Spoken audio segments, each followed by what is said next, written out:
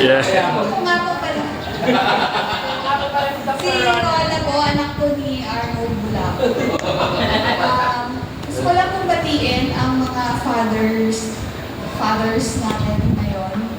Ito pong araw na to ay para po i-recognize ang ating mga fathers, yung inyo pong mga daily and yung inyo pong mga sacrifices and hard work para po sa inyong family.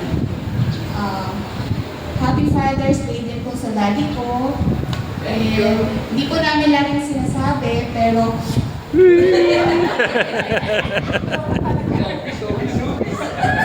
Rupa May. Alam ko bibigay ni Mark.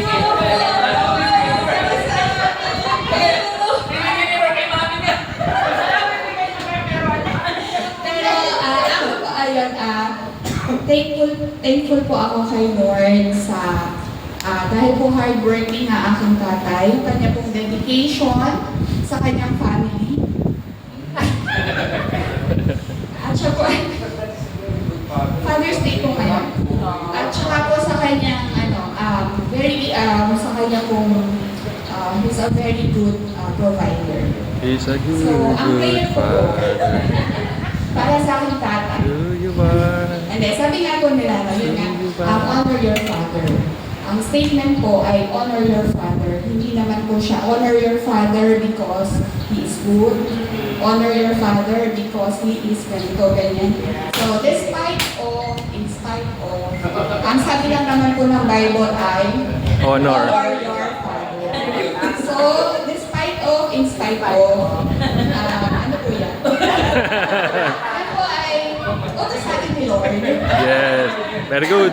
Kaya, we should find it in our hearts. Yes. Amen. To honor our father and our parents. So, ang prayer ko po, para kay Daddy, sana po ni Lord ang kanyang puso.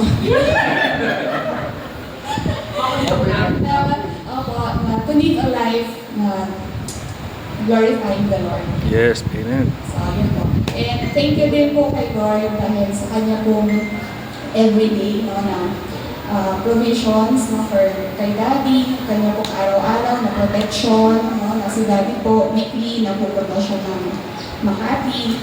So maraming salamat po. Thank you dun sa mga ginagamit ni Lord na magkatid sa kanya, magsundo, yung mga ayos sa kanya or matulong sa kanya doon habang nandoon siya sa apartment, sa kanya mga kasama sa trabaho na nag-aano po siya, well taken care of doon sa So, yun po.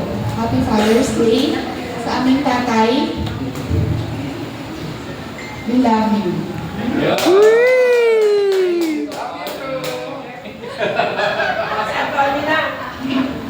Thank you. Thank you, Doc. Antonio,